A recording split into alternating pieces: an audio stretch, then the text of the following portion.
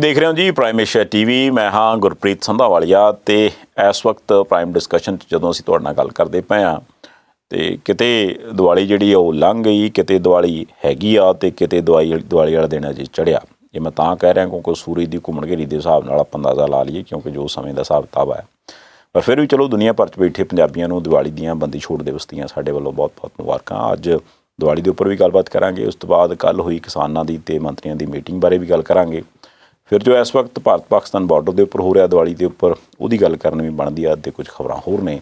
ਸਭ ਤੋਂ ਪਹਿਲਾਂ ਆਪਾਂ ਸਵਾਗਤ ਕਰਦੇ ਹਾਂ ਮਨ ਸਾਹਿਬ, ਬਹੁਤ ਬਹੁਤ ਸਵਾਗਤ ਜੀ। ਸ਼ੁਕਰੀਆ ਮਨ ਸਾਹਿਬ, ਦੀਵਾਲੀ ਜਿਹੜੀ ਐਤਕੀ ਹੈ ਉਹ ਬੜੀ ਡਿਫਰੈਂਟ ਤਰ੍ਹਾਂ ਦੀ ਹੈ। ਇੱਕ ਤਾਂ ਕੋਵਿਡ ਦਾ ਕਰਕੇ ਮੰਦੀ ਰਹੀ, ਦੂਸਰਾ ਰਿਸਟ੍ਰਿਕਸ਼ਨਸ ਰਹੀਆਂ, ਤੀਸਰਾ ਹੁਣ ਪਟਾਕਿਆਂ ਦੇ ਉੱਪਰ ਵੀ ਪਾਬੰਦੀ ਰਹੀ। ਇਹ ਸਾਰੇ ਕੁਛ ਨੂੰ ਦੇਖ ਕੇ ਕਿਵੇਂ ਦੀ ਦੀਵਾਲੀ ਦੇਖਦੇ ਹੋ? ਗੁਰਪ੍ਰੀਤ ਜੀ, ਤੁਸੀਂ ਸਵੇਰ ਦਾ ਪ੍ਰੋਗਰਾਮ ਕਰ ਚੁੱਕੇ ਹੋ ਜੀ। ਦਰਸ਼ਕਾਂ ਨੂੰ ਦੀਵਾਲੀ ਦੀ ਵਧਾਈ ਦੇ ਚੁੱਕੇ ਹੋ। ਮੈਂ ਕਿਸੇ ਵੀ ਹੋਰ ਗੱਲ ਤੋਂ ਪਹਿਲਾਂ ਦੁਨੀਆ ਭਰ 'ਚ ਬੈਠੇ ਟੀਵੀ ਪ੍ਰਾਈਮ ਏਸ਼ੀਆ ਦੇ ਜਿਹੜੇ ਦਰਸ਼ਕ ਆ ਉਹਨਾਂ ਨੂੰ ਦੀਵਾਲੀ ਦੀ ਅਤੇ ਬੰਦੀ ਛੋੜ ਦਿਵਸ ਦੀ ਵਧਾਈ ਦੇਣਾ ਚਾਹੁੰਦਾ ਜੀ। ਸਾਨੂੰ ਸਾਰਿਆਂ ਨੂੰ ਪਤਾ ਕਿ ਇਹ ਦੋਵੇਂ ਦਿਨ ਜਿਹੜੇ ਆ ਇਹਨਾਂ ਦੀ ਇਤਿਹਾਸਕ ਮਹੱਤਤਾ ਬਹੁਤ ਵੱਡੀ ਆ। ਇਹਦੇ ਨਾਲ ਭਾਵਨਾਵਾਂ ਜੁੜੀਆਂ ਨੇ। ਭਾਵੇਂ ਤਾਂ ਹਿੰਦੂ ਧਰਮ ਦੇ ਭਗਵਾਨ ਰਾਮ ਸੀਤਾ ਜੀ ਨੂੰ ਆਜ਼ਾਦ ਕਰਾ ਕੇ ਰਾਵਣ ਦੀ ਕੈਦ ਵਿੱਚੋਂ ਤੇ ਅਯੁੱਧਿਆ ਪਹੁੰਚੇ ਅਤੇ ਲੋਕਾਂ ਨੇ ਘਿਓ ਦੇ ਦੀਵੇ ਬਾਲੇ, ਦੀਵਾਲੀ ਜਗਾਈ। ਭਾਵੇਂ ਗਵਾਲੀਅਰ ਦੇ ਕਿਲ੍ਹੇ 'ਚੋਂ 6ਵੇਂ ਗੁਰੂ ਸਾਹਿਬ ਰਿਹਾ ਹੋ ਕੇ ਆਏ ਅਤੇ ਇਕੱਲੇ ਆਪ ਨਹੀਂ ਆਏ, ਆਪਣੇ ਨਾਲ 52 ਕੈਦੀ ਰਾਜਿਆਂ ਨੂੰ ਛਡਾਇਆ ਜਿਹੜੇ ਬੰਦੀ ਸਨ, ਉੱਥੇ ਕੈਦੀ ਸਨ। ਇਸ ਕਰਕੇ ਬੰਦੀ ਛੋੜ ਵੀ ਇਹਨਾਂ ਨੇ ਛਡਾ ਕੇ ਲਿਆਂਦੇ ਆ। ਉਹਨਾਂ ਦੇ ਆਉਣ ਦੀ ਖੁਸ਼ੀ 'ਚ ਕਿਹਾ ਜਾਂਦਾ ਕਿ ਦੀਵਾਲੀ ਮਨਾਈ ਗਈ ਜੀ। ਉੱਦਾਂ ਇਸ ਤਰੀਕ ਦੇ ਬਾਰੇ 'ਚ ਮਤਭੇਦ ਆ ਕਿ ਉਹ ਆਏ ਇਹਨਾਂ ਤਰੀਕਾਂ 'ਤੇ ਸੀ ਕਿ ਅੱਗੇ ਪਿੱਛੇ ਸੀ। ਪਰ ਅਸੀਂ ਤਰੀਕਾਂ ਦੇ ਮਤਭੇਦਾਂ 'ਚ ਨਹੀਂ ਪੈਂਦੇ। ਅਸੀਂ ਜਿਹੜਾ ਦਿਨ ਮਨਾਇਆ ਜਾ ਰਿਹਾ ਰਵਾਇਤ ਦੇ ਤੌਰ 'ਤੇ ਜੋ ਸਿੱਖ ਸਮਾਜ ਵਿੱਚ ਆ, ਉਹਨੂੰ ਵੇਖ ਕੇ ਅਸੀਂ ਸਮੁੱਚੇ ਤੌਰ 'ਤੇ ਭਾਰਤੀਆਂ ਨੂੰ, ਪੰਜਾਬੀਆਂ ਨੂੰ, ਦੁਨੀਆ ਭਰ 'ਚ ਜਿੱਥੇ ਜਿੱਥੇ ਵਸਦੇ ਆ, ਸਾਰਿਆਂ ਨੂੰ ਇਹਦੀ ਵਧਾਈ ਦਿੰਦੇ ਹਾਂ। ਰਹਿ ਗਈ ਗੱਲ ਦੀਵਾਲੀ ਕਿਸ ਤਰ੍ਹਾਂ ਦੀ ਆ, ਅਸੀਂ ਜਦੋਂ ਛੋਟੇ ਸੀ ਜੀ, ਜਦੋਂ ਅਸੀਂ ਵੱਡੇ ਹੋਏ, ਜਦੋਂ ਅਸੀਂ ਬੱਚਿਆਂ ਵਾਲੇ ਹੋ ਗਏ, 10 ਸਾਲ ਪਹਿਲਾਂ ਤੱਕ ਅਸੀਂ ਇਹੋ ਜਿਹੀ ਦੀਵਾਲੀ ਵੇਖਦੇ ਰਹੇ ਜਿਹਦੇ 'ਚ ਇੰਨੇ ਪਟਾਕੇ, ਇੰਨੀ ਆਤਿਸ਼ਬਾਜ਼ੀ ਚੱਲਦੀ ਸੀ ਕਿ ਸਵੇਰ ਨੂੰ ਸਭ ਗਲੀਆਂ ਵੀ ਪਟਾਕਿਆਂ ਦੇ ਕਾਗਜ਼ਾਂ ਨਾਲ, ਟੋਟਿਆਂ ਨਾਲ, ਕੂੜੇ ਨਾਲ ਭਰੀਆਂ ਹੁੰਦੀਆਂ ਸੀ ਜੀ। ਅਸਮਾਨ ਸਾਰੇ ਦਾ ਸਾਰਾ ਕਾਲਾ ਹੋ ਜਾਂਦਾ ਸੀ। ਸਵੇਰੇ ਗਲੀ ਵਿੱਚੋਂ ਲੰਘਦਿਆਂ ਸਾਹ ਲੈਣਾ ਔਖਾ ਹੁੰਦਾ ਸੀ। ਇਸ ਪ੍ਰਦੂਸ਼ਣ ਨੂੰ ਰੋਕਣ ਵਾਸਤੇ ਕੁਝ ਪ੍ਰਬੰਧ ਕੀਤੇ ਗਏ ਨੇ। ਉਹਨਾਂ ਪ੍ਰਬੰਧਾਂ ਨੂੰ ਮੰਨਣਾ ਚਾਹੀਦਾ। ਕਾਫੀ ਹੱਦ ਤੱਕ ਲੋਕ ਮੰਨਦੇ ਆ ਜੀ, ਪਰ ਕੁਝ ਲੋਕ ਨਹੀਂ ਮੰਨਦੇ। ਪਿਛਲੀਆਂ ਸਾਲਾਂ 'ਚ ਜਦੋਂ ਆਖਿਆ ਗਿਆ ਕਿ ਪਟਾਕੇ ਨਹੀਂ ਚਲਾਉਣ ਦੇਣੇ, ਆਤਿਸ਼ਬਾਜ਼ੀ ਨਹੀਂ ਚਲਾਉਣੀ, ਹਿੰਦੂ ਧਰਮ ਦੇ ਵਿੱਚੋਂ ਵੀ ਇਹਦਾ ਵਿਰੋਧ ਹੋਇਆ ਅਤੇ ਸਿੱਖ ਧਰਮ 'ਚੋਂ ਵੀ। ਉਹ ਕਹਿਣ ਸਾਡੀ ਪ੍ਰਾਚੀਨ ਰਵਾਇਤ ਆ, ਇਹ ਕਹਿਣ ਸਾਡੀ ਗੁਰੂ ਸਾਹਿਬ ਦੇ ਵੇਲੇ ਤੋਂ ਰਵਾਇਤ ਆ, ਔਰ ਦੋਵੇਂ ਝੂਠ ਬੋਲਦੇ ਸਨ ਜੀ। ਨਾ ਤਾਂ ਪ੍ਰਾਚੀਨ ਰਵਾਇਤ ਭਗਵਾਨ ਰਾਮ ਦੇ ਵੇਲੇ ਪਟਾਕੇ ਹੁੰਦੇ ਸੀ, ਨਾ ਗੁਰੂ ਸਾਹਿਬ ਦੇ ਵੇਲੇ ਹੁੰਦੇ ਸੀ। 10ਵੇਂ ਗੁਰੂ ਸਾਹਿਬ ਦੇ ਜਾਣ ਤੋਂ ਵੀ 100 ਸਾਲ ਬਾਅਦ ਪਟਾਕੇ ਬਣਨੇ ਸ਼ੁਰੂ ਹੋਏ। ਉਹਨਾਂ ਦੇ ਵੇਲੇ ਪਟਾਕੇ ਨਹੀਂ ਸੀ ਹੁੰਦੇ, ਚਲਾਉਣੇ ਕਿੰਨੇ ਸੀ ਜੀ। ਆਤਿਸ਼ਬਾਜ਼ਾਂ ਨੇ ਲਿਆ ਕੇ ਦੀਵਾਲੀ ਦੇ ਮੌਕੇ ਦੇ ਉੱਤੇ ਦਰਬਾਰ ਸਾਹਿਬ 'ਚ ਆਤਿਸ਼ਬਾਜ਼ੀ ਕਰਨੀ ਸ਼ੁਰੂ ਕਰਤੀ। ਮੈਂ ਇਹੋ ਜਿਹਾ ਮੌਕਾ ਵੀ ਵੇਖਿਆ ਜਦੋਂ ਅੰਮ੍ਰਿਤਸਰ ਸ਼ਹਿਰ ਦਾ 400 ਸਾਲਾ ਮਨਾਇਆ ਗਿਆ ਅਤੇ ਪੰਜਾਬ ਵਿੱਚ ਮੁੱਖ ਮੰਤਰੀ ਪ੍ਰਕਾਸ਼ ਸਿੰਘ ਬਾਦਲ ਸੀ। ਭਾਜਪਾ ਅਜੇ ਜੰਮੀ ਨਹੀਂ ਸੀ ਜੀ। ਇਹਦੀ ਪੁਰਾਣੀ ਜਨਤਾ ਪਾਰਟੀ ਹੁੰਦੀ ਸੀ, ਉਹ ਸਰਕਾਰ 'ਚ ਸ਼ਾਮਲ ਸੀ ਪੰਜਾਬ 'ਚ। 1978 ਦੀਆਂ ਗੱਲਾਂ। ਉਦੋਂ ਅਸੀਂ ਵੇਖਿਆ ਸ਼ਾਮ 6-7 ਵਜੇ ਤੋਂ ਆਤਿਸ਼ਬਾਜ਼ੀ ਸ਼ੁਰੂ ਹੋ ਗਈ ਅਤੇ ਤੜਕੇ 2 ਵਜੇ ਤੱਕ ਚੱਲਦੀ ਰਹੀ ਸੀ। ਉਹ ਜਿਹੜਾ ਸੀ ਸਾਰਾ ਕੁਛ ਇੱਕ ਕਾਰੋਬਾਰ ਨਾਲ ਜੁੜਿਆ ਕੰਮ ਸੀ। ਹੁਣ ਉਹਨੂੰ ਘਟਾ ਕੇ ਜੇ ਅਸੀਂ ਸਮਝਦੇ ਹਾਂ ਕਿ ਮਨੁੱਖੀ ਲੋੜ ਹੈ ਪ੍ਰਦੂਸ਼ਣ ਘਟਾਇਆ ਜਾਵੇ ਜੀ, ਉਹਦੇ 'ਚ ਸਾਰਿਆਂ ਨੂੰ ਸਹਿਯੋਗ ਕਰਨਾ ਚਾਹੀਦਾ।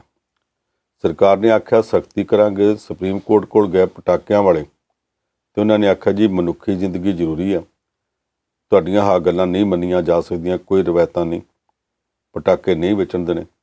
ਇਹਦੇ ਬਾਵਜੂਦ ਤੁਸੀਂ ਬਾਜ਼ਾਰਾਂ 'ਚ ਚੱਲ ਜਾਓ, ਬਾਹਰ ਡੈਕੋਰੇਸ਼ਨ ਵਾਲੇ ਫੁੱਲ, ਖਿਡੌਣੇ, ਹੋਰ ਚੀਜ਼ਾਂ ਨੇ, ਭਾਂਡੇ ਨੇ, ਮਠਿਆਈ ਹੈ, ਮੂਰਤੀਆਂ ਨੇ, ਪਰ ਹੌਲੀ ਜੀ ਕੰਨ 'ਚ ਆਖੋ ਪਟਾਕੇ ਚਾਹੀਦੇ ਤੇ ਉਹ ਕਹਿੰਦੇ ਜੀ ਕਿੰਨੇ ਚਾਹੀਦੇ, ਕਿਹੜੇ ਚਾਹੀਦੇ, ਪਿੱਛੋਂ ਜਾ ਕੇ ਲਿਫਾਫਾ ਭਰ ਕੇ ਲਿਆ ਦਿੰਦੇ ਆ। ਅੱਜ ਰਾਤ ਨੂੰ ਭਾਵੇਂ 2 ਘੰਟਿਆਂ ਦੀ ਖੋਲ੍ਹਿਆ ਜੀ 4 ਘੰਟੇ ਵੀ ਚੱਲ ਸਕਦੇ, ਵੇਖਿਓ ਅੱਜ ਰਾਤ ਨੂੰ ਕਿੰਨੇ ਚੱਲਣਗੇ। ਇਹਦੇ 'ਤੇ ਕੁਝ ਥਾਵਾਂ 'ਤੇ ਸਖਤੀ ਕੀਤੀ ਗਈ ਔਰ ਉਸ ਸਖਤੀ ਦੇ ਵਿੱਚ ਬਦਤਮੀਜ਼ੀਆਂ ਵੀ ਹੋਈਆਂ। ਮੈਂ ਯੂਪੀ ਦੇ ਬੁਲੰਦ ਸ਼ਹਿਰ ਦੀ ਵੀਡੀਓ ਵੇਖਦਾ ਪਿਆ, ਪੁਲਿਸ ਨੇ ਜਾ ਕੇ ਪਟਾਕੇ ਵੇਚਣ ਵਾਲੇ ਪਿੜਾਂ ਮਾਰ ਕੇ ਫੜੇ, ਗੱਡੀਆਂ 'ਚ ਲੱਦੇ, ਇੱਕ ਬੰਦੇ ਨੂੰ ਧੂਈ ਜਾਂਦੇ, ਉਹਦੀਆਂ 3 ਧੀਆਂ ਛੋਟੀਆਂ ਬੱਚੀਆਂ ਮਗਰ ਭੱਜਦੀਆਂ, ਇੱਕ ਬੱਚੀ ਜਾਂਦੀ ਉਹਨੂੰ ਪੁਲਿਸ ਵਾਲੇ ਪਿੱਛੇ ਸੁੱਟਦੇ, ਫਿਰ ਜਾਂਦੀ ਉਹਦੇ ਪਿਓ ਨੂੰ ਗੱਡੀ 'ਚ ਬਿਠਾ ਲੈਂਦੇ ਆ। ਉਹ ਡਰਾਈਵਰ ਸੀ ਜਿਹੜੀ ਵਾਲੀ ਖਿੜਕੀ ਆ, ਉਸ ਖਿੜਕੀ ਨੂੰ ਜਾ ਕੇ ਬੱਚੀ ਮੱਥਾ ਮਾਰਦੀ, ਮੁੜ ਕੇ ਮੇਰੇ ਪਿਓ ਨੂੰ ਛੱਡ ਦਿਓ। ਪੁਲਿਸ ਵਾਲੇ ਉਹਨੂੰ ਧੂ ਕੇ ਪਰਾਂ ਛੱਡ ਕੇ ਗੱਡੀ ਭਜਾ ਕੇ ਲੈ ਜਾਂਦੇ। ਉਸ ਬੱਚੀ ਦੀਆਂ ਚੀਕਾਂ ਦੱਸਦੀਆਂ ਕਿ ਸਾਡਾ ਸਿਸਟਮ ਬੜਾ ਬੇਰਹਿਮ ਹੈ ਜੀ। ਜਦੋਂ ਤੁਸੀਂ ਪਾਬੰਦੀ ਲਾਤੀ ਤੇ ਜਿਹੜੀਆਂ ਪਟਾਕਾ ਫੈਕਟਰੀਆਂ ਬਣਾਉਂਦੀਆਂ ਉਹਨਾਂ 'ਤੇ ਪਾਬੰਦੀ ਲਾ ਦਿੰਦੇ, ਉਹਨਾਂ ਨੂੰ ਆਖੋ ਹੋਰ ਕੰਮ ਕਰੋ ਜੀ। ਜੇ ਉਹਨਾਂ ਦੀ ਉੱਥੇ ਮਸ਼ੀਨਰੀ ਪਈ ਖਰਾਬ ਹੁੰਦੀ ਹੈ, ਮਾਲ ਖਰਾਬ ਹੁੰਦਾ ਤੇ ਉਹਨਾਂ ਨੂੰ ਕੰਪਨਸੇਟ ਕਰੋ, ਮੁਆਵਜ਼ਾ ਦਿਓ। ਜੇ ਉੱਥੋਂ ਬਣ ਵੀ ਗਿਆ ਸੀ ਤੇ ਜਿੱਥੇ ਮਾਰਕੀਟ 'ਚ ਆਇਆ, ਹੋਲਸੇਲ ਵਪਾਰੀਆਂ ਦੀ ਮਰਜ਼ੀ ਤੋਂ ਬਗੈਰ ਬਾਜ਼ਾਰਾਂ ਵਿੱਚ ਕਿੱਦਾਂ ਜਾ ਸਕਦਾ, ਤੁਸੀਂ ਉਹਨਾਂ ਨੂੰ ਫੜੋ। ਇਹ ਸਾਡਾ ਸਿਸਟਮ ਇੱਦਾਂ ਦਾ ਕਿ ਬਾਜ਼ਾਰ ਵਿੱਚ ਪਿਆ ਰਸਕਟ ਗੁੜ, ਇੱਥੇ ਗੋਲੀਆਂ ਜਿਹੜੀਆਂ ਪੈਂਦੀਆਂ ਸ਼ਰਾਬ 'ਚ, ਉਹਨਾਂ ਨੂੰ ਨਹੀਂ ਫੜਦੇ, ਭੱਠੀ ਵਾਲੇ ਨੂੰ ਜਾ ਕੇ ਫੜਦੇ ਜੀ। ਆ ਸਾਹਮਣੇ ਚੌਕ ਵਿੱਚ ਸਾਇਰਨ ਵਿਕਦੇ ਹੋਣ, ਰੈੱਡ ਲਾਈਟਾਂ ਵਿਕਦੀਆਂ ਹੋਣ ਗੱਡੀ ਦੇ ਉੱਤੇ ਲਾਉਣ ਵਾਸਤੇ, ਉਹਨਾਂ ਨੂੰ ਨਹੀਂ ਫੜਦੇ। ਜਿਹਦੇ ਕਿਸੇ ਦੇ ਲੱਗਾ ਹੁੰਦਾ ਉਹਨੂੰ ਫੜ ਕੇ ਚਲਾਨ ਕਰਦੇ ਜੀ। ਉਹ ਕੁਝ ਇਸ ਦਿਵਾਲੀ ਦੇ ਪਟਾਕਿਆਂ 'ਤੇ ਕੀਤਾ ਗਿਆ। ਬਹੁਤ ਬੇਰਹਿਮੀ ਵੇਖੀ ਜਿੱਦਾਂ ਉਸ ਬੱਚੀ ਨੂੰ ਧੂ ਕੇ ਸੁੱਟਿਆ ਗਿਆ। ਸਾਡਾ ਸਿਸਟਮ ਇੰਨਾ ਬੇਰਹਿਮ ਨਹੀਂ ਹੋਣਾ ਚਾਹੀਦਾ। ਪ੍ਰਦੂਸ਼ਣ ਘਟਾਉਣਾ ਤੇ ਜਿੱਥੇ ਬਿਮਾਰੀ ਦੀ ਜੜ੍ਹ ਆ ਉੱਥੇ ਜਾ ਕੇ ਜੜ੍ਹ ਨੂੰ ਟੁੱਕੋ। ਆ ਬੱਚਿਆਂ ਨੂੰ, ਇਹਨਾਂ ਗਰੀਬ ਲੋਕਾਂ ਨੂੰ ਇੱਦਾਂ ਧੂ ਕੇ ਮਾਰਨਾ, ਜਲੀਲ ਕਰਨਾ, ਇਹ ਨਹੀਂ ਸੀ ਹੋਣਾ ਚਾਹੀਦਾ। ਇਹ ਸਾਰਾ ਕੁਝ ਜੋ ਹੋਇਆ ਗਲਤ ਹੋਇਆ। ਮੈਂ ਫਿਰ ਸਾਰੀ ਗੱਲ ਦੇ ਅੰਤ ਵਿੱਚ ਸਾਡੇ ਜਿਹੜੇ ਭਰਾ ਭੈਣਾਂ ਭਾਰਤ ਵਿੱਚ ਬੈਠੇ ਆ, ਦੁਨੀਆ ਭਰ 'ਚ ਬੈਠੇ ਆ, ਕਿਸੇ ਵੀ ਦੇਸ਼ ਵਿੱਚ ਬੈਠੇ ਆ, ਉਹਨਾਂ ਸਾਰਿਆਂ ਨੂੰ ਦੀਵਾਲੀ ਤੇ ਦਾਤਾ ਬੰਦੀ ਛੋੜ ਦੇ ਉਸਤੇ ਮੌਕੇ ਦੇ ਉੱਤੇ ਵਧਾਈ ਦੇਣਾ, ਉਹਨਾਂ ਦੀਆਂ ਖੁਸ਼ੀਆਂ 'ਚ ਸ਼ਾਮਲ ਹੋਣਾ ਤੇ ਬੇਨਤੀ ਇਹ ਕਰੂੰਗਾ ਕਿ ਜਿੱਥੇ ਵੀ ਆ ਉੱਥੋਂ ਦਾ ਡਿਸਿਪਲਿਨ ਮੰਨਿਓ, ਖੁਸ਼ੀਆਂ ਮਨਾਇਓ, ਪਰ ਇਸ ਗੱਲ ਦਾ ਖਿਆਲ ਰੱਖਿਓ ਕਿ ਤੁਹਾਡੀ ਖੁਸ਼ੀ ਕਿਸੇ ਹੋਰ ਦੀ ਖੁਸ਼ੀ ਖਰਾਬ ਕਰਨ ਦਾ ਕਾਰਨ ਨਾ ਬਣ ਜਾਂਦੀ ਹੋਵੇ। ਬਿਲਕੁਲ ਸਹੀ। ਸੋ ਇਹ ਚੀਜ਼ਾਂ ਨੇ ਜੀ, ਖਿਆਲ ਰੱਖਣ ਦੀ ਲੋੜ ਹੈ। ਤੇ ਅਸੀਂ ਅਕਸਰ ਵੀ ਗੱਲ ਕਰਦੇ ਰਹਿੰਦੇ ਹਾਂ ਕਿ ਜਿਹੜਾ ਪੰਜਾਬ ਹੈ, ਪੰਜਾਬ ਦੇ ਵਿੱਚ ਕਹਿਣ ਨੂੰ ਲਿਫਾਫੇ ਬੰਦ ਨੇ, ਪਰ ਲਿਫਾਫੇ ਬੰਦ ਕੌਣ ਕਰਦਾ? ਕਿਉਂਕਿ ਉੱਥੇ ਬਣਾਉਂਦੇ ਨੇ, ਜਿਹੜੇ ਵੇਚਦੇ ਨੇ ਉਹਨਾਂ ਨੂੰ ਪੁੱਛਦਾ ਕੋਈ ਨਹੀਂ, ਤੇ ਜਿਹੜਾ ਕੋਈ ਰੇਹੜੀ ਵਾਲਾ ਮਾਤੜ ਸਬਜ਼ੀ ਬਣਾਉਂਦਾ ਜਾਂ ਵੇਚਦਾ, ਉਹਦੇ ਗੁੱਟਾਂ 'ਤੇ ਜਾ ਕੇ ਪੁਲਿਸੀਏ ਡੰਡੇ ਮਾਰ ਕੇ ਚਲਾਨ ਜ਼ਰੂਰ ਕਰਦੇ ਆ। ਚਲੋ ਇਹ ਹੁਣ ਸਰਕਾਰਾਂ ਜਾਣਨ, ਆਪਾਂ ਤਾਂ ਗੱਲ ਹੀ ਕਰ ਸਕਦੇ ਹਾਂ। ਸਰਕਾਰਾਂ ਦੀ ਗੱਲ ਵੀ ਕਰ ਲਈ ਬੰਦ ਸਾਹਿਬ। ਤੇ ਕੱਲ੍ਹ ਜਿਹੜਾ ਲੰਘਿਆ ਦਿਨ ਆਪਾਂ ਕਾਫੀ ਉਡੀਕਦੇ ਰਹੇ ਕਿ ਸ਼ਾਇਦ ਕੋਈ ਖਬਰ ਆਵੇ, ਪਰ ਹਨੇਰੇ ਵਿਹਲੇ ਹੋਏ ਕਿਸਾਨ ਜਥੇਬੰਦੀਆਂ ਦੇ ਆਗੂ ਤੇ 3 ਮੰਤਰੀ ਸਾਹਿਬ ਕੇਂਦਰ ਵਾਲੇ, ਵਾਹਵਾ ਲੰਮੀ ਚੌੜੀ 6-7 ਘੰਟੇ ਉਹਨਾਂ ਦੀ ਗੱਲਬਾਤ ਚੱਲੀ। ਵੈਸੇ ਤਾਂ ਮੀਡੀਆ ਨੇ ਕਹਿ ਦਿੱਤਾ ਜੀ ਉਹ ਬੇਸਿੱਟਾ ਰਹੀ, ਹਾਲਾਂਕਿ ਨਾ ਕਿਸੇ ਕਿਸਾਨ ਲੀਡਰ ਨੇ ਕਿਹਾ ਕਿ ਬੇਸਿੱਟਾ ਰਹੀ, ਨਾ ਮੰਤਰੀ ਸਾਹਿਬ ਨੇ ਕਿਹਾ ਕਿ ਬੇਸਿੱਟਾ ਰਹੀ। ਉਹਦੇ ਵਿੱਚ ਉਹਨਾਂ ਨੇ ਕਿਹਾ ਕਿ ਕਾਫੀ ਗੱਲਾਂ ਇੱਕ ਦੂਸਰੇ ਦੀਆਂ ਅਸੀਂ ਕੀਤੀਆਂ ਨੇ ਤੇ ਗਾਂ ਅਗਲੀ ਮੀਟਿੰਗ ਦਾ ਰਾਹ ਖੁੱਲ੍ਹ ਗਿਆ। ਤੁਸੀਂ ਉਸ ਮੀਟਿੰਗ ਨੂੰ ਕਿਵੇਂ ਦੇਖਦੇ ਹੋ ਜੀ? ਦੇਖੋ, ਮੈਂ ਸਵੇਰੇ ਉੱਠ ਕੇ ਮੈਨੂੰ 14 ਅਖਬਾਰਾਂ ਪੜ੍ਹਨੀਆਂ ਪੈਂਦੀਆਂ ਜੀ, ਤੇ ਅੱਜ ਵੀ ਪੜ੍ਹੀਆਂ। ਸਾਰੀਆਂ ਇਹ ਨਹੀਂ ਕਹਿੰਦੀਆਂ ਕਿ ਬੇਸਿੱਟਾ ਰਹੇ, ਪਰ ਸਾਰੀਆਂ ਨੇ ਇਹ ਵੀ ਨਹੀਂ ਆਖਿਆ ਕਿ ਚੰਗਾ ਹੋਇਆ ਕੀ ਹੈ। ਮੀਡੀਆ ਦਾ ਇੱਕ ਹਿੱਸਾ ਪੂਰੀ ਤਰ੍ਹਾਂ ਸਰਕਾਰ ਦੇ ਨਾਲ ਜੀ। ਉਹਨਾਂ ਨੇ ਆਖਿਆ ਜੀ ਬਹੁਤ ਹੀ ਚੰਗਾ ਹੋਇਆ, ਉਹ ਸਰਕਾਰ ਤਾਂ ਬੜਾ ਉਸਾਰੂ, ਬੜਾ ਪੋਜ਼ੀਟਿਵ ਰੋਲ ਅਦਾ ਕਰ ਰਹੀ ਹੈ, ਬਹੁਤ ਹੀ ਕਮਾਲ ਕਰ ਰਹੀ ਜੀ। ਪਰ ਜਿਹੜੀਆਂ ਵਿਰੋਧ ਵਾਲੀਆਂ ਨੇ ਉਹਨਾਂ ਸਾਰੀਆਂ ਨੇ ਆਖਿਆ ਬੇਸਿੱਟਾ। ਇਹ ਤਰੀਕਾ ਗਲਤ ਹੈ ਕਿ ਜਾਂ ਤਾਂ ਬਿਲਕੁਲ ਉਲਾਰ ਹੋ ਕੇ ਸਰਕਾਰ ਦੀ ਸੇਵਾ ਕਰੋ, ਜਾਂ ਸਾਰਾ ਕੁਝ ਹੀ ਕਹਿ ਦਿਓ ਗਲਤ ਹੋ ਗਿਆ। ਇਹ ਦੋਵੇਂ ਗੱਲਾਂ ਨਹੀਂ ਹੋਈਆਂ। ਹੋਇਆ ਉੱਥੇ ਕੀ ਹੈ? ਪਹਿਲੀ ਵਾਰ ਹੈ ਕਿ ਕਿਸਾਨਾਂ ਦੇ ਮੁੱਦੇ 'ਤੇ ਜਿਹੜੀ ਸਰਕਾਰ ਕਹਿੰਦੀ ਸੀ ਗੱਲ ਕਰਨੀ ਨਹੀਂ, ਉਹਨਾਂ ਨੇ ਗੱਲ ਕੀਤੀ ਜੀ। ਦੂਜੀ ਕਿ ਕਿਸਾਨਾਂ ਨੇ ਜਦੋਂ 260 ਜਥੇਬੰਦੀਆਂ ਦੀ ਮੀਟਿੰਗ ਹੋਈ ਸੀ, ਇੱਕ 5 ਮੈਂਬਰੀ ਕਮੇਟੀ ਆਖੀ ਸੀ ਕਿ ਇਹ ਗੱਲ ਕਰਿਆ ਕਰੋ। 5 ਨਹੀਂ, ਕੱਲ੍ਹ ਉੱਥੇ 50 ਬੈਠੇ ਸੀ ਤੇ ਉਹਨਾਂ ਨੇ, ਸਰਕਾਰ ਨੇ ਇਹਦਾ ਵਿਰੋਧ ਨਹੀਂ ਕੀਤਾ। ਉਹਨਾਂ ਨੇ ਆਖਿਆ ਆਜੋ ਤੁਸੀਂ ਸਾਰੇ ਹੀ ਬੈਠੋ, ਕੋਈ ਗੱਲ ਨਹੀਂ ਜੀ। ਕੁਝ ਇਹੋ ਜਿਹੇ ਕਿਸਾਨ ਆਗੂ ਵੀ ਜਿਨ੍ਹਾਂ ਦਾ ਕਦੇ ਨਾਂ ਨਹੀਂ ਸੀ ਸੁਣਿਆ, ਉਹ ਵੀ ਗਏ ਵਿੱਚ ਬੈਠੇ ਆ ਤੇ ਸਰਕਾਰ ਨੇ ਇਤਰਾਜ਼ ਨਹੀਂ ਕੀਤਾ। ਤੀਜਾ, ਅੱਗੇ ਸਰਕਾਰ ਕਹਿੰਦੀ ਸੀ ਅਫਸਰ ਸਾਡੇ ਗੱਲ ਕਰਨਗੇ, ਮੰਤਰੀ ਨਹੀਂ ਕਰਨਗੇ ਜੀ। ਇਸ ਵਾਰੀ ਚਿੱਠੀ 2 ਮੰਤਰੀਆਂ ਵੱਲੋਂ ਆਈ, ਸੱਦਾ ਪੱਤਰ 'ਚ ਲਿਖਿਆ ਕਿ ਖੇਤੀ ਮੰਤਰੀ ਨਰਿੰਦਰ ਸਿੰਘ ਤੋਮਰ ਤੇ ਰੇਲਵੇ ਮੰਤਰੀ ਪਿਊਸ਼ ਗੋਇਲ ਗੱਲ ਕਰਨਗੇ। ਤੇ ਜਦੋਂ ਗੱਲ ਕਰਨ ਲੱਗੇ 2 ਦੀ ਥਾਂ 3 ਮੰਤਰੀ ਹੋ ਗਏ। ਸਾਡੇ ਪੰਜਾਬ ਦੇ ਹੁਸ਼ਿਆਰਪੁਰ ਜ਼ਿਲ੍ਹੇ ਤੋਂ ਜਿਹੜੇ ਪਾਰਲੀਮੈਂਟ ਮੈਂਬਰ ਆ ਸੋਮ ਪ੍ਰਕਾਸ਼, ਉਹ ਪੰਜਾਬ ਦੀ ਇੱਕ ਇੱਕ ਰਗ ਜਾਣਦੇ। ਜੀ 2-3-4 ਜ਼ਿਲ੍ਹਿਆਂ ਦੇ ਵਿੱਚੋਂ ਡਿਪਟੀ ਕਮਿਸ਼ਨਰ ਰਹੇ, ਫਿਰ ਪੰਜਾਬ ਦੇ ਫਗਵਾੜੇ ਤੋਂ MLA ਰਹੇ, ਸਾਰੀ ਉਮਰ ਪੰਜਾਬ 'ਚ ਲਾਈ, ਉਹਨੂੰ ਵੀ ਨਾਲ ਬਿਠਾ ਲਿਆ ਔਰ ਬਹੁਤ ਲੰਮੀ ਚੌੜੀ ਗੱਲ ਹੋਈ। ਆਖਰੀ ਗੱਲ ਇਹ ਕਿ 7 ਘੰਟੇ ਗੱਲ ਹੋਈ ਔਰ ਵਿੱਚੋਂ ਖਬਰ ਇਹ ਆਈ ਕਿ ਗੱਲ ਚੱਲਦੀ ਦੇ ਦੌਰਾਨ ਲੰਚ ਵੀ ਇਕੱਠਿਆਂ ਕੀਤਾ ਗਿਆ। ਇੱਕੋ ਗੱਲ ਸਾਰੇ ਕਹਿੰਦੇ ਆ ਕਿ ਕਿਸਾਨ ਬੋਲਦੇ ਰਹੇ, ਇਹਨਾਂ ਮੰਗਾਂ ਆਪਣੀਆਂ ਦੱਸੀਆਂ, ਉਹਨਾਂ ਮੰਗਾਂ ਨੂੰ ਠੀਕ ਜਾਂ ਗਲਤ ਉਹਨਾਂ ਮੰਤਰੀਆਂ ਨੇ ਕੁਝ ਨਹੀਂ ਆਖਿਆ। ਮੰਤਰੀ ਆਪਸ ਵਿੱਚ ਸਲਾਹ ਕਰ ਦੇਣਗੇ। ਇਹ ਗੱਲ ਵੱਡੀ ਨਹੀਂ ਗੀ, ਵੱਡੀ ਇਹ ਹੈ ਕਿ ਇਹਨਾਂ ਦੀਆਂ ਸਾਰੀਆਂ ਮੰਗਾਂ ਉਹਨਾਂ ਨੇ ਸੁਣੀਆਂ ਜੀ। ਉਹਨਾਂ ਦੇ ਕੋਲ ਆਪਣੇ ਕੋਲ ਫੈਸਲਾ ਕਰਨ ਦਾ ਅਧਿਕਾਰ ਨਹੀਂ, ਫੈਸਲਾ ਕਰਨਾ ਪੈਣਾ ਪ੍ਰਧਾਨ ਮੰਤਰੀ ਕੋਲ ਬਹਿ ਕੇ। ਜੇ ਹੁਣੇ ਇਹਨਾਂ ਨੂੰ ਕੁਝ ਕਹਿ ਦਿੰਦੇ ਕਿ ਅਸੀਂ ਆਹ ਤੁਹਾਡੀ ਗੱਲ ਮੰਨ ਲੈਂਦੇ, ਆਹ ਛੱਡ ਦਿੰਦੇ ਹਾਂ, ਉੱਥੇ ਜਾਂ ਤੋਂ ਪ੍ਰਧਾਨ ਮੰਤਰੀ ਸਾਹਿਬ ਕਹਿੰਦੇ ਵੀ ਤੁਸੀਂ ਕਿਉਂ ਕਰ ਰਹੇ ਹੋ, ਫਿਰ ਮੁਸ਼ਕਿਲ ਆਉਣੀ ਸੀ। ਉਸ ਮੁਸ਼ਕਿਲ ਤੋਂ ਬਚਣ ਵਾਸਤੇ ਇਹਨਾਂ ਨੇ ਬੜਾ ਜ਼ਬਤ ਰੱਖ ਕੇ ਮੰਤਰੀਆਂ ਨੇ ਸਾਰੀ ਗੱਲ ਸੁਣੀ। 7 ਘੰਟੇ ਲਗਾਤਾਰ, ਇੰਨੀ ਲੰਮੀ ਮੀਟਿੰਗ ਕਦੇ ਕਿਸੇ ਡੈਲੀਗੇਸ਼ਨ ਨਾਲ ਕਦੇ ਕਿਸੇ ਮੰਤਰੀ ਨੇ ਨਹੀਂ ਕੀਤੀ। ਇਹਦੇ 'ਚੋਂ ਕੁਝ ਉਸਾਰੂ ਗੱਲਾਂ ਨਿਕਲੀਆਂ ਨੇ ਜੀ, ਗੱਲ ਟੁੱਟੀ ਨਹੀਂ, ਗੱਲ ਚੱਲਦੀ ਰੱਖਣ ਦਾ ਫੈਸਲਾ ਹੋਇਆ। ਔਰ ਸਾਡੇ ਪੰਜਾਬ ਦੇ ਕਿਸਾਨਾਂ ਦੇ ਲੀਡਰ ਇਹ ਕਹਿੰਦੇ ਆ ਕਿ ਸਾਡੀ ਉਸ ਗੱਲਬਾਤ ਦੇ ਵਿੱਚ ਹਾਂ ਪੱਖੀ ਗੱਲ ਹੀ ਇਹੋ ਹੈ ਕਿ ਫਿਰ ਗੱਲ ਚੱਲਦੀ ਰੱਖਣ ਵਾਸਤੇ ਰਾਹ ਖੁੱਲ੍ਹਾ ਜੀ, ਜਿਹਦੇ 'ਚੋਂ ਕੁਝ ਆਸ ਨਿਕਲਦੀ ਹੈ ਕਿ ਕੁਝ ਨਾ ਕੁਝ ਰਾਹ ਨਿਕਲ ਵੀ ਆਵੇਗਾ। ਭਾਰਤੀ ਜਨਤਾ ਪਾਰਟੀ ਦੀ ਆਪਣੀ ਲੋੜ ਵੀ ਹੈ ਕੋਈ ਰਾਹ ਕੱਢਿਆ ਜਾਵੇ। ਬਿਹਾਰ ਦੀਆਂ ਚੋਣਾਂ ਲੰਘ ਗਈਆਂ, ਮਗਰ ਬੰਗਾਲ ਕੇਰਲਾ ਦੀਆਂ 4 ਰਾਜਾਂ ਦੀਆਂ ਆਉਂਦੀਆਂ। ਜਦੋਂ ਉਹ ਲੰਘ ਗਈਆਂ ਉਹਦੇ ਮਗਰੋਂ ਏਜੰਡੇ ਤੇ ਪੰਜਾਬ ਹੋਣਾ। ਜੀ, ਜਿਹਨੇ ਸਾਈਕਲ ਚਲਾਉਣਾ ਹੋਵੇ ਉਹ 4 ਗਜਾਂ ਤੱਕ ਸੋਚਦਾ, ਜਿਹਨੇ ਟਰੈਕਟਰ ਚਲਾਉਣਾ ਹੋਵੇ ਉਹ 40 ਗਜਾਂ ਤੱਕ ਵੇਖਦਾ, ਜਿਹਨੇ ਕਾਰ ਚਲਾਉਣੀ ਉਹਨੂੰ 1 ਕਿਲੋਮੀਟਰ ਤੱਕ ਵੇਖਣਾ ਪੈਂਦਾ, ਕਿਉਂਕਿ ਜੇ ਸਾਈਕਲ ਵਾਂਗ 4 ਗਜਾਂ ਤੱਕ ਵੇਖੇ ਤੇ ਉਹਨੇ ਚਿਰ ਨੂੰ ਤਾਂ ਕਾਰ ਅੱਗੇ ਲੰਘ ਜਾਂਦੀ ਹੈ। ਜਿਹੜਾ ਪ੍ਰਧਾਨ ਮੰਤਰੀ ਦਾ ਦਫ਼ਤਰ ਹੈ, ਜਿਨ੍ਹਾਂ ਨੇ ਦੇਸ਼ ਸਾਰਾ ਸੰਭਾਲਣਾ, ਉਹ ਸਾਡੇ ਵਾਂਗੂ 2-4-5 ਮਹੀਨਿਆਂ ਤੱਕ ਨਹੀਂ ਵੇਖਦੇ, ਉਹ ਅਗਲੇ 2-4 ਸਾਲਾਂ ਤੱਕ ਵੇਖਦੇ। ਜੀ, ਉਹਦੇ ਹਿਸਾਬ ਨਾਲ ਉਹਨਾਂ ਦੀ ਇਸ ਵੇਲੇ ਲੋੜ ਹੈ ਕੋਈ ਮਸਲਾ ਹੱਲ ਕੀਤਾ ਜਾਵੇ। ਇਹਦੇ 'ਚ ਉਹਨਾਂ ਨੂੰ ਵੀ, ਪੰਜਾਬ ਨੂੰ ਵੀ ਲੋੜ ਹੈ ਮਸਲਾ ਹੱਲ ਹੋਵੇ। ਠੰਮੇ ਨਾਲ ਗੱਲ ਕਰਨੀ ਚਾਹੀਦੀ ਹੈ। ਕਿਸੇ ਵੀ ਧਿਰ ਨੂੰ ਇਹੋ ਜਿਹੇ ਮੌਕੇ ਤੈਸ਼ ਵਾਲੀ ਗੱਲ ਨਹੀਂ ਕਰਨੀ ਚਾਹੀਦੀ। ਕੁਝ ਥਾਵਾਂ 'ਤੇ ਪੁੱਠੇ ਸਿੱਧੇ ਬੈਨਰ ਫੇਰ ਲੱਗਣੇ ਸ਼ੁਰੂ ਹੋ ਗਏ। ਜਦੋਂ ਦੁਸਹਿਰੇ 'ਤੇ ਪ੍ਰਧਾਨ ਮੰਤਰੀ ਦੇ ਪੁਤਲੇ ਬਣਾ ਕੇ ਉਹਨੂੰ ਰਾਵਣ ਬਣਾ ਕੇ ਸਾੜਿਆ ਗਿਆ ਸੀ, ਅਸੀਂ ਉਦੋਂ ਵੀ ਸਮਝਦੇ ਸਾਂ ਕਿ ਨੌਬਤ ਨਾ ਆਉਂਦੀ ਤੇ ਚੰਗਾ ਸੀ। ਜੀ, ਹੁਣ ਕੁਝ ਲੋਕ ਇਸ ਤਰ੍ਹਾਂ ਦੇ ਨਵੇਂ ਨਾਅਰੇ ਲਿਖ ਕੇ ਬੈਨਰ ਬਣਾ ਕੇ ਮੀਡੀਆ ਨੂੰ ਵਿਖਾਉਂਦੇ ਆ ਵੀ ਆਹ ਵੇਖੋ ਅਸੀਂ ਆਹ ਬਣਾਤਾ। ਇੱਦਾਂ ਦੇ ਬੈਨਰ ਨਾ ਬਣਾਓ। ਜਦ ਗੱਲ ਚੱਲਦੀ ਹੋਵੇ ਉਦੋਂ ਉਕਸਾਊ ਗੱਲਾਂ ਨਹੀਂ ਕਰੀਦੀਆਂ, ਉਦੋਂ ਵਿਚਲੀ ਗੱਲ ਲੱਭੀ ਦੀ ਹੈ ਕਿ ਕੋਈ ਭਲੇ ਦੀ ਗੱਲ ਨਿਕਲ ਸਕਦੀ ਹੈ। ਜੀ, ਸਾਰੀ ਉਮਰ ਸੰਘਰਸ਼ ਕਰਦੇ ਰਹਿਣ ਦਾ ਠੇਕਾ ਤਾਂ ਨਹੀਂ ਲਿਆ। ਅਕਸਰ ਕਿਤੇ ਨਾ ਕਿਤੇ ਜਾ ਕੇ ਗੱਲ ਨਿਬੜਦੀ ਵੀ ਆ। ਬਿਲਕੁਲ ਸਹੀ। ਜਦੋਂ ਕਿਸਾਨਾਂ ਦੇ ਲੀਡਰ ਗੱਲ ਕਰਦੇ ਪਏ ਆ ਤੇ ਫਿਰ ਥੱਲੇ ਹਰ ਕਿਸੇ ਗਾਮੇ ਮਾਝੇ ਨੂੰ ਉੱਠ ਕੇ ਇਸ ਤਰ੍ਹਾਂ ਦੇ ਬੋਰਡ ਨਹੀਂ ਬਣਾਉਣੇ ਚਾਹੀਦੇ ਜਿੱਦਾਂ ਦੇ ਫੱਟੇ ਫੇਰ ਲੱਗਣ ਲੱਗ ਪਏ, ਉਹ ਗੱਲ ਖਰਾਬ ਕਰਨਗੇ।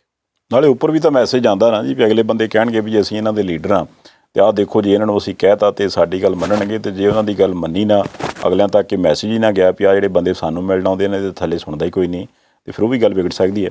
ਇੱਕ ਪਰਸੋਂ ਆਪਾਂ ਗੱਲ ਪਾਕਿਸਤਾਨ ਵਾਲੇ ਬਾਰਡਰ ਦੀ ਕਰ ਲਈਏ। ਜਿੰਨਾ ਚਿਰ ਤੇ ਚਾਈਨਾ ਦੇ ਨਾਲ ਰੌਲਾ ਰੱਪਾ ਚੱਲਦਾ ਰਿਹਾ, ਉਨੀ ਦੇਰ ਤੱਕ ਪਾਕਿਸਤਾਨ ਵਾਲੇ ਪਾਸੋਂ ਕੰਮ ਚੁੱਪ ਸੀ।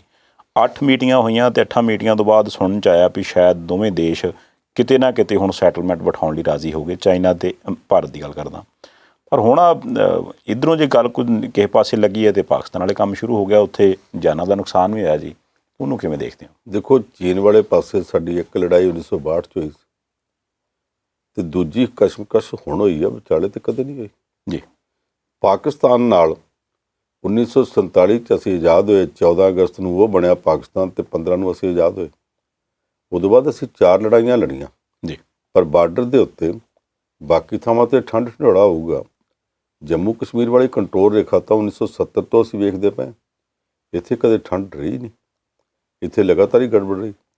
ਇਹਦਾ ਚੀਨ ਵਾਲੀ ਸਾਡੀ ਉਸ ਜਿਹੜੀ ਖਹਿਬਾਜ਼ੀ ਹੈ ਤੇ ਬਾਅਦ ਵਿੱਚ ਸਮਝੌਤੇ ਦੀਆਂ ਸੰਭਾਵਨਾਵਾਂ, ਉਹਦੇ ਨਾਲ ਕੋਈ ਸੰਬੰਧ ਨਹੀਂ ਜੁੜਦਾ। ਇੱਥੇ ਤਾਂ ਸਾਨੂੰ ਇਹ ਪਤਾ ਕਿ ਅਕਤੂਬਰ, ਨਵੰਬਰ ਔਰ ਨਵੰਬਰ ਦੇ ਅਖੀਰ ਤੱਕ, ਦਸੰਬਰ ਦਾ ਕਦੇ ਕਦੇ ਪਹਿਲਾ ਹਫ਼ਤਾ ਵੀ ਜੀ, ਜਦੋਂ ਬਰਫਾਂ ਪੈਣੀਆਂ ਸ਼ੁਰੂ ਹੁੰਦੀਆਂ ਨੇ, ਉਦੋਂ ਉਹ ਆਪਣੇ ਬੰਦਿਆਂ ਨੂੰ ਕਿਸੇ ਨਾ ਕਿਸੇ ਤਰੀਕੇ ਭਾਰਤ ਵਿੱਚ ਵਾੜਨ ਦਾ ਯਤਨ ਕਰਦੇ ਆ। ਜਿਹੜੇ ਹੁਣ ਵਾੜਤੇ ਸੋ ਵਾੜਤੇ, ਉਦੋਂ ਬਾਅਦ ਫਿਰ ਇਹਨਾਂ ਨੂੰ 3 ਮਹੀਨੇ ਰੋਕਣਾ ਪੈਣਾ। ਫਿਰ ਜਾ ਕੇ ਇਹਨਾਂ ਦਾ ਕੰਮ ਸ਼ੁਰੂ ਹੋਣਾ ਫਰਵਰੀ 'ਚ। ਜਿਹੜੇ ਬੰਦੇ ਟ੍ਰੇਨਡ ਕੀਤੇ ਪਏ ਲਾਂਚਿੰਗ ਪੈਡ 'ਤੇ ਸੀ। ਲਾਂਚਿੰਗ ਪੈਡ ਕੀ ਹੁੰਦਾ? ਇੱਕ ਕਿਸਮ ਦਾ ਪੜੋਲਿਆ ਜਿੱਥੋਂ ਛਾਲ ਮਾਰ ਕੇ ਭਾਰਤ ਵੱਲ ਨੂੰ ਭੇਜਣੇ ਆ। ਜਿਹੜੇ ਉੱਥੇ ਤਿਆਰ ਕੀਤੇ ਸੀ, ਜੇ ਹੁਣ ਨਾ ਭੇਜੇ ਤੇ ਭੇਜਣੇ ਕਦੋਂ? ਇਸ ਕਰਕੇ ਉਹ ਫੈਰ ਇੱਧਰ ਕਰਦੇ ਆ, ਸਾਡੀ ਫੋਰਸ ਉੱਧਰ ਵੇਖਦੀ, ਉਹ ਐਂ ਦੀ ਕੱਢ ਦਿੰਦੇ। ਕਦੇ ਕਦੇ ਜਾਣ ਬੁੱਝ ਕੇ ਫੈਰ ਕਰਕੇ ਤੇ ਸਾਡੀ ਫੋਰਸ ਨੂੰ ਉਲਝਾ ਕੇ ਉਹ ਬੰਦਿਆਂ ਨੂੰ ਭਜਾਉਂਦੇ, ਲੰਘਾਉਂਦੇ ਉੱਧਰ। ਉਹਨਾਂ ਨੇ 4-5 ਵਾਰੀ ਇੱਦਾਂ ਕੀਤਾ, ਕਦੇ ਉਹਨਾਂ ਦੇ ਬੰਦੇ ਲੰਘ ਗਏ, ਕਦੇ ਬੰਦੇ ਉਹਨਾਂ ਨੇ ਲੰਘਦੇ ਇੰਟਰਸੈਪਟ ਕਰ ਲਏ ਤੇ ਸਾਡੀ ਫੋਰਸ ਨੇ ਮਾਰ ਦਿੱਤੇ। ਫਿਰ ਉਹ ਬੰਦੂਕਾਂ ਦੀਆਂ ਗੋਲੀਆਂ ਤੱਕ ਸੀਮਤ ਨਹੀਂ ਰਹਿੰਦੇ। 3 ਇੰਚ ਮਾਰਟਰ ਦੇ ਉਹ ਛੋਟੀ ਤੋਪ ਜਿਹੜੀ, ਉਹਦੇ ਗੋਲੇ ਵੀ ਦਾਗਣ ਲੱਗ ਪੈਂਦੇ ਨੇ, ਲੋਕਾਂ ਦੇ ਘਰਾਂ 'ਤੇ ਵੀ ਡਿੱਗਦੇ ਨੇ ਜੀ। ਉਹ ਸਾਰੇ ਕੁਝ ਨੂੰ ਵੇਖਦੇ ਹਾਂ। ਕੱਲ੍ਹ ਜਦੋਂ ਫਿਰ 3 ਮੌਤਾਂ ਹੋ ਗਈਆਂ, ਉਹਦੇ ਤੋਂ ਬਾਅਦ ਭਾਰਤੀ ਫੋਰਸਾਂ ਨੇ ਲਗਾਤਾਰ ਇੰਨੀ ਕੁ ਜ਼ੋਰਦਾਰ ਫਾਇਰਿੰਗ ਉੱਧਰ ਕੀਤੀ। ਉਹਨਾਂ ਨੇ 3 ਇੰਚ ਸੁੱਟੇ ਅਸੀਂ ਗੋਲੇ, ਤੇ ਇਹਨਾਂ ਨੇ ਵੀ ਸੁੱਟੇ ਹੋਣਗੇ, ਘੱਟ ਥੋੜ੍ਹਾ ਕਰਨੀ ਸੀ ਜੀ। ਜਿਹੜੀ ਜਵਾਬੀ ਕਾਰਵਾਈ ਸੀ, ਉਹਨਾਂ ਦੇ 11 ਬੰਦੇ ਮਰੇ ਆ ਤੇ ਲਗਭਗ ਇੰਨੇ ਕੁ ਜ਼ਖਮੀ ਹੋਏ ਆ। ਉਹਨਾਂ ਦੇ ਮੋਰਚੇ ਵੀ ਟੁੱਟੇ ਆ। ਤੇ ਉਹਨਾਂ ਦੇ ਜਿਹੜਾ ਲਾਂਚਿੰਗ ਪੈਡ ਸੀ, ਜਿੱਥੇ ਰਾਤ ਕਟਾ ਕੇ ਤੇ ਅਗਲੇ ਪਾਸੇ ਅੱਤਵਾਦੀ ਤੋਰਨੇ ਸੀ, ਉਹ ਲਾਂਚਿੰਗ ਪੈਡ ਵੀ ਸਾਰਾ ਤਬਾਹ ਕੀਤਾ। ਪਤਾ ਨਹੀਂ ਉਹਦੇ ਵਿੱਚ ਬੰਦੇ ਹੈਗੇ ਸੀ ਕਿ ਨਹੀਂ ਹੈਗੇ ਸੀ। ਜੇ ਹੋਏ ਤੇ ਉਹਨਾਂ ਨੇ ਮਰਨਾ ਨਹੀਂ ਹੈਗੇ ਸੀ ਜੀ, ਕਿਉਂਕਿ ਨਾਲ ਹੀ ਉਹ ਸਾਰੇ ਜਦੋਂ ਉੱਡ ਗਿਆ ਤੇ ਹੋ ਸਕਦਾ ਉਹ ਵੀ ਨਾਲ ਮਰ ਗਏ ਹੋਣ। ਇਹ ਵੀ ਹੋ ਸਕਦਾ ਕਿ ਉਹ ਲਾਂਚਿੰਗ ਪੈਡ ਜਿੱਥੇ ਉਹਨਾਂ ਲਿਆਉਣੇ ਸੀ, ਉੱਥੇ ਜੇ ਆਏ ਨਾ ਹੋਣ ਤੇ ਉਸ ਤੋਂ ਪਹਿਲਾਂ ਹਮਲਾ ਹੋ ਗਿਆ ਹੋਵੇ ਜੀ। ਇਹ ਸਾਰੀਆਂ ਸੰਭਾਵਨਾਵਾਂ ਨੇ। ਪਰ ਇਹਦੇ 'ਚ ਸ਼ਰਾਰਤਾਂ ਕਰਨ ਤੋਂ ਪਾਕਿਸਤਾਨ ਬਾਜ਼ ਆਉਂਦਾ ਹੀ ਨਹੀਂ। ਜੇ ਪਾਕਿਸਤਾਨ ਨੇ ਭਾਰਤ ਦੀ ਗੱਲ ਛੱਡੋ, ਉਹਨਾਂ ਦੀ ਸਰਕਾਰ ਤੇ ਉਹਨਾਂ ਦੀ ਫੌਜ ਤਾਂ ਆਪਣੇ ਦੇਸ਼ ਦੇ ਅੰਦਰ ਪੁੱਠੇ ਕੰਮ ਕਰਨ ਤੋਂ ਨਹੀਂ ਰਹਿੰਦੇ। ਤੇ ਅਸੀਂ ਭਾਰਤ ਵਾਲੇ ਉਹਨਾਂ ਦੇ ਉੱਤੇ ਗੁੱਸਾ ਕੀ ਕਰਾਂਗੇ, ਸ਼ਿਕਵਾ ਕੀ ਕਰਾਂਗੇ? ਦੁਸ਼ਮਣ ਬਾਤ ਕਰੇ ਅਣਹੋਣੀ, ਉਹਨਾਂ ਨੇ ਅਣਹੋਣੀਆਂ ਗੱਲਾਂ ਕਰਨੀਆਂ ਜੀ। ਪਰ ਬਾਬੇ ਕਹਿੰਦੇ ਹੁੰਦੇ ਸੀ, ਘਰ ਪੱਕਾ ਰੱਖ, ਚੋਰ ਨਾ ਕਿਸੇ ਨੂੰ ਆਖ। ਇਸ ਵਾਰੀ ਫੋਰਸ ਨੇ ਕਹਿ ਦਿੱਤਾ ਕਿ ਸਾਡਾ ਘਰ ਵੀ ਪੱਕਾ, ਜੇ ਤੁਸੀਂ ਖੜਕਾਓਗੇ ਤੇ 21 ਦੀ 31 ਪਾ ਦਿਆਂਗੇ ਬੱਚੂ, ਫਿਰ ਕੰਮ ਨਹੀਂ ਰੁਕਾਉਣਾ। ਹੁਣ ਉਸ ਤੋਂ ਬਾਅਦ ਉਹਨਾਂ ਨੂੰ ਸਮਝਣਾ ਚਾਹੀਦਾ, ਜੀਓ ਤੇ ਜਿਉਣ ਦਿਓ ਜੀ। ਇੱਕ ਬਣ ਸਾਹਿਬ, ਪਾਕਿਸਤਾਨ ਦੀ ਗੱਲ ਹੋਰ ਚਰਚਾ 'ਚ ਆਇਆ ਵੀ ਨਵਾਜ਼ ਸ਼ਰੀਫ ਦੀ ਧੀ ਨੇ ਹੁਣ ਜਿਹੜੇ ਇਲਜ਼ਾਮ ਲਾਏ ਆ ਕਿ ਜੇਲ੍ਹ 'ਚ ਬਦਤਮੀਜ਼ੀ ਹੋਈ ਆ ਮੇਰੇ ਨਾਲ, ਉਹ ਕੀ ਕਹਾਣੀ ਆ ਫਿਰ? ਅਸੀਂ ਉਹ ਦਿਨ ਵੇਖਿਆ, ਜਨਰਲ ਜ਼ਿਆਉਲ ਉਲ ਹੱਕ ਦਾ ਹੁੰਦਾ ਸੀ ਰਾਜ। ਜਨਰਲ ਜ਼ਿਆਉਲ ਹੱਕ ਦਾ ਹੱਕ ਨਹੀਂ ਸੀ ਬਣਦਾ। ਜ਼ੁਲਫਕਾਰ ਅਲੀ ਭੁੱਟੋ ਨੇ ਪ੍ਰਧਾਨ ਮੰਤਰੀ ਹੁੰਦਿਆਂ ਉਹਨੂੰ ਇਸ ਕਰਕੇ ਜਰਨੈਲ ਬਣਾ ਦਿੱਤਾ ਕਿ ਉਹ ਬਹੁਤ ਚੁਗਲਖੋਰ ਸੀ, ਬਹੁਤ ਸਾਜ਼ਿਸ਼ੀ ਸੀ। ਉਹਨੇ ਕੁਝ ਜਰਨੈਲਾਂ ਨੂੰ ਫੜ ਕੇ ਤੇ ਭੁੱਟੋ ਦੇ ਕੰਨ 'ਚ ਫੂਕ ਮਾਰੀ ਕਿ ਤੇਰਾ ਤਖਤਾ ਪਲਟਣ ਲੱਗੇ ਸੀ ਜੀ। ਉਹਨਾਂ 'ਚੋਂ 2-4 ਮਾਰ ਦਿੱਤੇ, ਬਾਕੀਆਂ ਨੂੰ ਜੇਲ੍ਹ ਘੱਲ ਦਿੱਤਾ। ਤੇ ਭੁੱਟੋ ਨੇ ਸਮਝਿਆ ਮੇਰਾ ਬੰਦਾ, ਉਹਨੇ ਜਰਨੈਲ ਬਣਾ ਦਿੱਤਾ। ਉਸੇ ਜਰਨੈਲ ਨੇ ਤਖਤਾ ਪਲਟਿਆ, ਭੁੱਟੋ ਨੂੰ ਲੈ ਗਿਆ ਕਿ ਤੁਹਾਨੂੰ ਮੈਂ ਸੇਫ ਥਾਂ ਲੈ ਕੇ ਚੱਲਿਆ ਜੀ, ਤੁਹਾਡੀ ਜਾਨ ਨੂੰ ਖਤਰਾ। ਤੇ ਸੇਫ ਥਾਂ ਲਿਜਾਂਦਿਆਂ ਫਾਂਸੀ ਟੰਗ ਕੇ ਵੈਸੇ ਹੀ ਉਤਲੇ ਥਾਂ ਸੇਫ ਭੇਜ ਦਿੱਤਾ। ਫਿਰ ਉਸ ਵਿਰਾਸਤ ਨੂੰ ਸੰਭਾਲ ਕੇ ਪੁੱਤਰਾਂ ਨੂੰ ਛੱਡ ਕੇ ਮੁਰਤਜ਼ਾ ਭੁੱਟੋ ਵਗੈਰਾ ਨੂੰ, ਉਹ ਕੁੜੀ ਬੇਨਜ਼ੀਰ ਤੁਰੀ ਸੀ। ਬੇਨਜ਼ੀਰ ਨੂੰ ਫੌਜੀ ਰਾਜ ਦੇ ਵਿੱਚ ਜਨਰਲ ਜ਼ਿਆਉਲ ਹੱਕ ਦੇ ਵੇਲੇ ਜਿੰਨਾ ਜਲੀਲ ਕੀਤਾ ਗਿਆ, ਉਹਦੀਆਂ ਕਹਾਣੀਆਂ ਅਸੀਂ 1980, 81, 82, 84, 85 ਸੁਣਦੇ ਰਹੇ। ਫਿਰ ਉਹਨੇ ਇੱਕ ਵਾਰੀ ਇੱਕ ਕਿਤਾਬ ਵੀ ਲਿਖੀ ਸੀ, ਡਾਟਰ ਆਫ ਦਾ ਈਸਟ, ਪੂਰਬ ਦੀ ਬੇਟੀ ਜੀ। ਉਸ ਕਿਤਾਬ 'ਚ ਵੀ ਉਹਨੇ ਬਹੁਤ ਕੁਝ ਲਿਖਿਆ ਸੀ। ਜੋ ਕੁਝ ਉਦੋਂ ਹੋਇਆ ਸੀ ਉਹ ਤਾਂ ਫੌਜੀ ਰਾਜ ਸੀ। ਅੱਜ ਦੇ ਯੁੱਗ ਦੇ ਵਿੱਚ ਇਹ ਕਹਿਣਾ ਕਿ ਚੁਣੀ ਹੋਈ ਸਰਕਾਰ ਹੈ, ਪ੍ਰਧਾਨ ਮੰਤਰੀ ਇਮਰਾਨ ਖਾਨ ਜਿਹੜਾ ਕ੍ਰਿਕਟ ਦੇ ਕੈਪਟਨ ਦੇ ਤੌਰ 'ਤੇ ਖਿਡਾਰੀ ਦੇ ਤੌਰ 'ਤੇ ਦੁਨੀਆ ਭਰ 'ਚ ਘੁੰਮਿਆ, ਤੇ ਜਿਹਨੂੰ ਪਤਾ ਕਿ ਦੁਨੀਆ 'ਚ ਕਿਹੜੀਆਂ ਗੱਲਾਂ ਨੂੰ ਭੈੜੀਆਂ ਸਮਝਿਆ ਜਾਂਦਾ ਜੀ।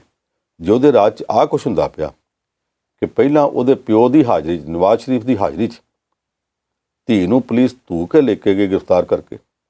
ਕਿਸੇ ਪਿਓ ਦੇ ਸਾਹਮਣੇ ਧੀ ਨੂੰ ਧੂ ਕੇ ਲੈ ਜਾਣਾ, ਉਹ ਵੀ ਪੰਜਾਬੀ ਨੇ ਜੀ। ਸਾਨੂੰ ਪੰਜਾਬੀਆਂ ਨੂੰ ਪਤਾ ਤਾਂ ਮਤਲਬ ਕੀ ਹੁੰਦਾ। ਨਵਾਜ਼ ਸ਼ਰੀਫ ਦਾ ਪਰਿਵਾਰ ਅੱਜ ਲਾਹੌਰ ਦੇ ਲਾਗੇ ਜਿਹੜੇ ਪਿੰਡ 'ਚ ਰਹਿੰਦਾ, ਉਹ ਪਿੰਡ ਉਹਨਾਂ ਨੇ ਨਵਾਂ ਜਾ ਕੇ ਵਸਾਇਆ, ਜਾਤੀ ਉਬਰਾ ਪਿੰਡ। ਅਸਲ ਵਿੱਚ ਉਹਨਾਂ ਦਾ ਪਿੰਡ ਤਾਂ ਸਾਡੇ ਭਾਰਤੀ ਪੰਜਾਬ ਦੇ ਤਰਨਤਾਰਨ ਜ਼ਿਲ੍ਹੇ 'ਚ, ਤਰਨਤਾਰਨ ਤੇ ਖਡੂਰ ਸਾਹਿਬ ਦੇ ਵਿਚਾਲੇ ਜਾਤੀ ਉਮਰਾ ਪਿੰਡ ਸੀ, ਇੱਥੋਂ ਗਏ ਸਨ ਜੀ। ਤੇ ਜਦੋਂ ਪਾਕਿਸਤਾਨ ਵੱਖਰਾ ਬਣ ਗਿਆ ਤੇ ਉਹਨਾਂ ਨੇ ਜਾਤੀ ਉਮਰਾ ਦੇ ਵਰਗਾ ਹੀ ਇੱਕ ਉੱਥੇ ਜਾਤੀ ਉਮਰਾ ਵਸਾ ਲਿਆ। ਤੇ ਉਹ ਵੀ ਪੰਜਾਬੀ ਆ। ਕਿਸੇ ਪੰਜਾਬੀ ਦੀਆਂ ਅੱਖਾਂ ਸਾਹਮਣੇ ਉਹਦੀ ਧੀ ਨੂੰ ਘੜੀਸ ਕੇ ਲਿਜਾਇਆ ਜਾਵੇ, ਪਹਿਲੀ ਬਦਤਮੀਜ਼ੀ ਤੇ ਇਹ ਸੀ ਜੀ। ਉਦੋਂ ਬਾਅਦ ਉਹਦੇ ਜਵਾਈ ਨਾਲ ਜਿਹੜਾ 15 ਦਿਨ ਪਹਿਲਾਂ ਗੱਲ ਹੋਈ ਹੈ, ਜਿਵੇਂ ਉਹਨੂੰ ਗ੍ਰਿਫਤਾਰ ਕੀਤਾ ਗਿਆ ਅੱਧੀ ਰਾਤ, ਉਹ ਵੀ ਹੁਣ ਉਹਨੇ ਕੁੜੀ ਨੇ ਕਿੰਨਾ ਸੀਨਾ ਪਾੜ ਕੇ ਦੱਸਿਆ ਹੋਵੇਗਾ। ਟੀਵੀ ਦੇ ਉੱਤੇ ਇੰਟਰਵਿਊ ਦਿੰਦਿਆਂ ਉਹਨੇ ਆਖਿਆ ਕਿ ਮੈਨੂੰ ਜੇਲ੍ਹ ਵਿੱਚ ਰੱਖਿਆ ਗਿਆ, ਜਿਹੜੇ ਸੈੱਲ ਵਿੱਚ ਰੱਖਿਆ ਉੱਥੇ ਕੈਮਰੇ ਲਾਏ ਗਏ। ਕਹਿੰਦੀ ਹੋਰ ਤਾਂ ਛੱਡੋ, ਜਿਹੜਾ ਮੇਰਾ ਬਾਥਰੂਮ ਸੀ ਕਦੇ ਕਿਸੇ ਦੇ ਬਾਥਰੂਮ 'ਚ ਵੀ ਕੈਮਰੇ ਲੱਗਦੇ। ਉਹ ਕਹਿੰਦੇ ਮੈਨੂੰ ਜਲੀਲ ਕਰਨ ਵਾਸਤੇ ਮੇਰੇ ਬਾਥਰੂਮ ਦੇ ਵਿੱਚ ਵੀ ਕੈਮਰੇ ਲਾ ਕੇ ਰਿਕਾਰਡਿੰਗ ਕੀਤੀ ਗਈ। ਇਸ ਸਿਰੇ ਦੀ ਬਦਤਮੀਜ਼ੀ ਆ ਜਿਹੜੀ ਕੀਤੀ ਗਈ ਹੈ। ਮੈਂ ਨਹੀਂ ਸਮਝਦਾ ਕਿ ਕੋਈ ਜੇਲ੍ਹ ਦਾ ਸੁਪਰਡੈਂਟ ਇਹ ਨਹੀਂ ਜੁਰਤ ਕਰ ਸਕਦਾ ਕਿ 3 ਵਾਰੀਆਂ ਦੇ ਸਾਬਕਾ ਪ੍ਰਧਾਨ ਮੰਤਰੀ ਦੀ ਧੀ, ਜਿਹਦੇ ਕੋਲ ਪੋਟੈਂਸ਼ੀਅਲ ਹੈ, ਕੱਲ੍ਹ ਨੂੰ ਪਾਕਿਸਤਾਨ ਦੀ ਪ੍ਰਧਾਨ ਮੰਤਰੀ ਵੀ ਬਣ ਸਕਦੀ ਹੈ। ਬੇਨਜ਼ੀਰ ਵੀ ਤਾਂ ਬਣੀ ਸੀ, ਇਹ ਮਰੀਮ ਵੀ ਬਣ ਸਕਦੀ। ਮੈਂ ਨਹੀਂ ਸਮਝਦਾ ਕਿ ਕੋਈ ਸੁਪਰਡੈਂਟ ਇੰਨੀ ਹਿੰਮਤ ਕਰ ਸਕਦਾ, ਇੰਨੀ ਜੁਰਤ ਕਰ ਸਕਦਾ, ਇੰਨੀ ਬਦਤਮੀਜ਼ੀ ਕਰ ਸਕਦਾ ਕਿ ਜਿਹੜੀ ਕੁੜੀ ਕੱਲ੍ਹ ਨੂੰ ਪ੍ਰਧਾਨ ਮੰਤਰੀ ਬਣ ਸਕਦੀ ਆ, 3 ਵਾਰੀਆਂ ਦੇ ਪ੍ਰਧਾਨ ਮੰਤਰੀ ਦੀ ਧੀ ਆ, ਉਹਦੇ ਬਾਥਰੂਮਾਂ 'ਚ ਕੈਮਰੇ ਲਵਾ ਦੇ। ਇਹ ਕਿਸੇ ਉੱਪਰਲੇ ਨੇ ਕੀਤਾ ਹੋਊਗਾ, ਆਖਿਆ ਹੋਵੇਗਾ ਕਿਆ ਕੁਝ ਕਰੋ ਜੀ। ਔਰ ਜੇ ਸਾਰਾ ਕੁਝ ਸੱਚੀ ਮੁੱਚੀ ਹੋਇਆ ਤੇ ਪਾਕਿਸਤਾਨ ਦੀ ਡੈਮੋਕ੍ਰੇਸੀ ਕਲੰਕਤ ਹੋ ਗਈ ਹੈ। ਕਲੰਕਤ ਤੇ ਪਹਿਲਾਂ ਵੀ ਸੀ, ਰਹਿੰਦਾ ਵੀ ਚਿਹਰਾ ਤੋਂ ਆਖਿਆ ਗਿਆ। ਆਹ ਗੱਲ ਤਾਂ ਅੱਜ ਤੱਕ ਕਦੇ ਕਿਤੇ ਨਹੀਂ ਸੀ ਜੀ, ਜਿਹੜੀ ਗੱਲ ਉਹਨਾਂ ਨੇ ਕਰ ਦਿੱਤੀ ਹੈ। ਔਰ ਦੱਖਣੀ ਕੋਰੀਆ 'ਚ ਇੱਕ ਸਾਬਕਾ ਰਾਸ਼ਟਰਪਤੀ ਫੜ ਕੇ ਅੰਦਰ ਦਿੱਤੀ ਆ, ਉਹਦੇ ਨਾਲ ਤਾਂ ਇੱਦਾਂ ਨਹੀਂ ਹੋਈ। ਅਸੀਂ ਹੋਰ ਦੇਸ਼ਾਂ 'ਚ ਵੇਖਦੇ ਹਾਂ। ਆ ਮਿਆਂਮਾਰ ਦੇ ਵਿੱਚ ਆਂਗ ਸਾਨ ਸੂ ਕੀ ਫਿਰ ਜਿੱਤ ਗਈ, ਉਹਦੀ ਪਾਰਟੀ ਵੀ ਜਿੱਤ ਗਈ ਹੈ ਜੀ। ਉਹਨੇ ਕਿੰਨਾ ਕਸ਼ਟ ਭੋਗਿਆ। ਫੌਜੀ ਸਰਕਾਰ ਤਾਂ ਉੱਥੇ ਵੀ ਸੀ, ਉੱਥੇ ਆ ਗੱਲਾਂ ਨਹੀਂ ਆਈਆਂ। ਇਹ ਜੋ ਕੁਝ ਪਾਕਿਸਤਾਨ 'ਚ ਕੀਤਾ ਗਿਆ, ਇਹ ਇਕੱਲਾ ਪਾਕਿਸਤਾਨ ਦਾ ਨਹੀਂ, ਸਾਰੀ ਦੁਨੀਆ ਦੀ ਮਨੁੱਖਤਾ ਦਾ ਇਹ ਕਿਸ ਦਾ ਦਰਦ ਬਣਨਾ ਚਾਹੀਦਾ। 1000 ਮਤਭੇਦ ਹੁਣ ਸਾਡੇ, ਉਹਦੇ ਪਿਓ ਨਾਲ ਵੀ ਸਾਡੇ ਮਤਭੇਦ ਸੀ, ਉਹਦੇ ਹੁੰਦਿਆਂ ਕਾਰਗਿਲ ਦੀ ਜੰਗ ਲੱਗੀ ਸੀ, ਪਰ ਉਸ ਕੁੜੀ ਨਾਲ ਇਹ ਕੁਝ ਨਹੀਂ ਸੀ ਹੋਣਾ ਚਾਹੀਦਾ ਜੋ ਹੋਇਆ ਜੀ। ਹੁਣ ਤੁਸੀਂ ਆਏ, ਸਮਾਂ ਕੱਢਿਆ ਜੀ, ਬਹੁਤ ਧੰਨਵਾਦ। ਇਸ ਦੇ ਨਾਲ ਇਸ ਪ੍ਰੋਗਰਾਮ ਨੂੰ ਆਪਾਂ ਇੱਥੇ ਹੀ ਸਮਾਪਤ ਕਰਦੇ ਹਾਂ ਜੀ। ਆਸ ਕਰਦੇ ਹਾਂ ਕਿ ਪ੍ਰਾਈਮ ਏਸ਼ੀਆ ਟੀਵੀ ਨੂੰ ਤੁਸੀਂ ਇਸ ਤਰ੍ਹਾਂ ਪਿਆਰ ਦਿੰਦੇ ਰਹੋਗੇ। ਦੇਖਦੇ ਰਹਿਣਾ ਪ੍ਰਾਈਮ ਏਸ਼ੀਆ ਟੀਵੀ, ਤੁਹਾਡਾ ਆਪਣਾ, ਤੁਹਾਡੇ ਲਈ।